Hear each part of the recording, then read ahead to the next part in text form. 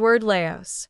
Welcome to Travel Talk, filmed at the Peachtree Rose Marketing Studios and hosted by the hotel guide publisher, Edward Laos. Good morning, everybody. Edward Laos here, publisher of the Hotel Guide and your host with Travel Talk. I'm really excited about today's episode. I'm here with Chef Steven McHugh of Cured. It's so exciting to have you on the show today, Steve. How are you doing? I'm doing well, Edward. Thank you for having me. Now it's going to be a great one. We've got some connections that we're going to bring to light in why we're chatting today. But always been a big fan of you and what you're doing with Cured and in your background. So speaking of background, why don't we give our audience a little bit of knowledge about who you are and kind of how you got to where you are? Yeah, it's a long one. Well, I was raised on a dairy farm in Wisconsin and ended up kind of at an early age getting into restaurant work and really just fell in love with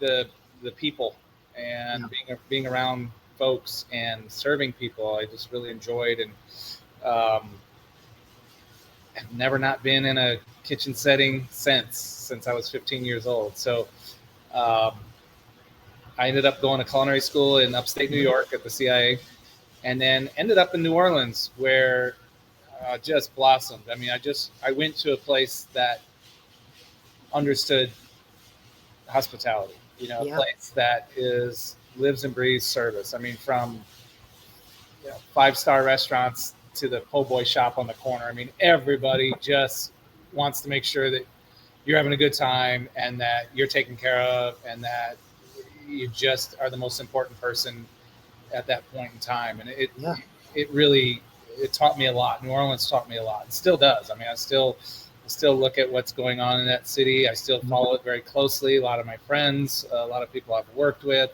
people I admire, and ended up really moving to San Antonio to open a restaurant for another chef, and then just fell in love with San Antonio and decided to stick around for a little bit. So here we are 15 years later. Oh, yeah. I mean, you're talking about going from one hospitality city to another. Yeah. Two of the top destinations in not probably just the United States, but in the world, particularly for its character and culinary abilities with that. Tell me a little bit about, you talk a lot about hospitality, but just how important is that to the success of a business, particularly yours? It's everything. It really is. And we get more compliments on our service, our front of the house staff, our bartenders, the way we plate the food, the way we present the food, the timing of the food, the way it comes out of the kitchen. Everything's a cadence, everything's a rhythm, it's not scripted, but at the same time, it's for me, empathy, which is the word of the century, it seems like, but empathy is everything when it comes to running a restaurant. You have to have the ability to put yourself in the chair and say to yourself, what would I want if I was sitting there? And I think that's the most important thing, right? Is being in the moment. And I tell, if you set a bowl of soup down, you immediately look to see if there's a spoon, and I can always tell when somebody's not paying attention, right? Or is there a steak knife sitting there, or is there an empty wine glass, or did the napkin fall on the floor? What would I want if my napkin fell on the floor? Well, I'd want a new one, right? And so it's all about those things and just understanding. It's not about understanding the guests. It's just about understanding who you are as a person and what you would want, right? And I think that's the most important part of it. No, I think that's important. And I love, talking about leadership and all that stuff. I know we're going a little topics here and there, but you're really talking about having an ownership mindset by your team versus an employee mindset. And I think that's so important in why certain companies are successful versus ones that aren't. When your staff feels like this is part of my company or I'm part of this, there's a different level of expectations and hospitality that comes out. A really good friend of mine that I worked with years ago, her name's Taffy Catton. She's from San Antonio, and she once told me and explained it to me. She said, when I talk to servers, I tell them that they are running their own small business, and it's up to you whether or not that table makes money. for your business. And it's such a really cool way to look at it, because you have a 4 or 5 table section, and it's up to you how you're going to maximize those tables, how you're going to seat them, how you're going to service them, how many rounds of drinks you're going to get, how many appetizers and desserts and all those things, right? And you're setting the expectation, and it's up to you. You're running your business, and it's no different in the kitchen. I tell the cooks, it's your station. You need to set it up so that you're successful. Don't set it up the way the last guy or girl did it. Set it up so it works for you.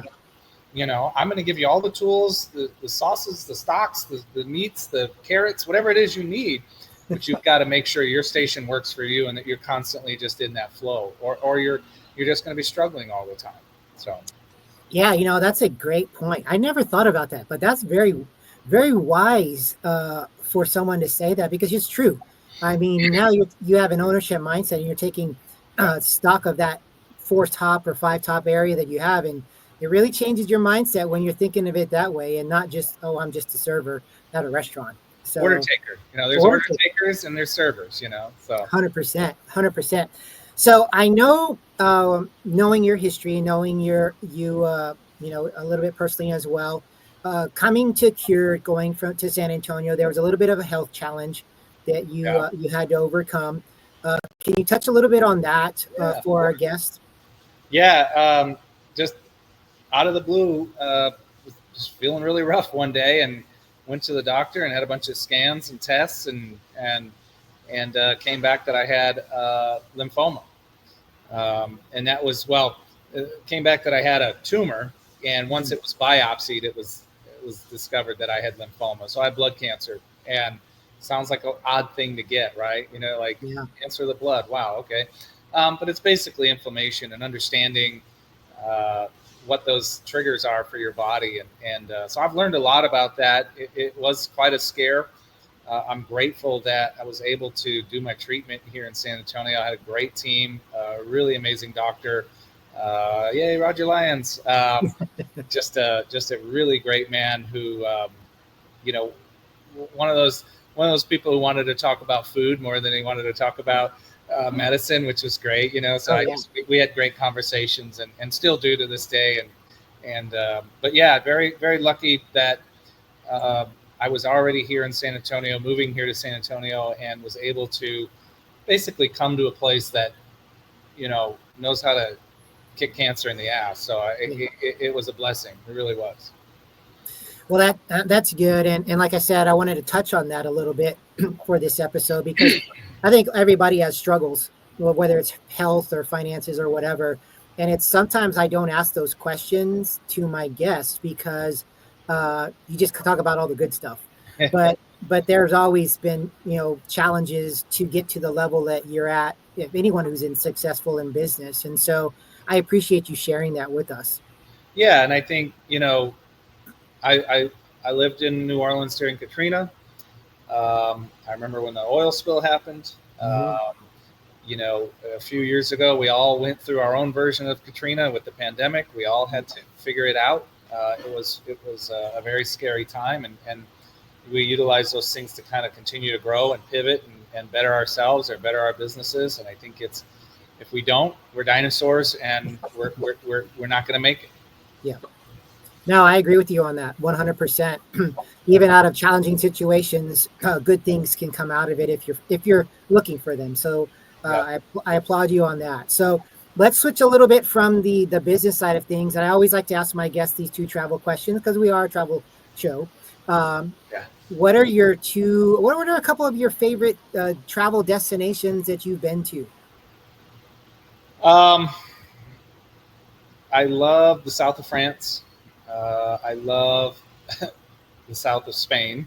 Granada in particular was one of my favorite cities I've ever been to. It was just so even keeled. And, I think anywhere, I think every country, I don't know why, but the south is better, right? I've been to Lisbon. I've been, I lived in New Orleans. I grew up in southern Wisconsin. I just think the south is where it's at, right? I think, but no, I absolutely love Brussels. Was another one of those cities that just grabbed me, and it was one of the. We all go to those whenever we're on vacation. Doesn't matter if we're at we're hanging out in Burney or we're in Paris. Everywhere we go, we always think, "Could I live here?" You know.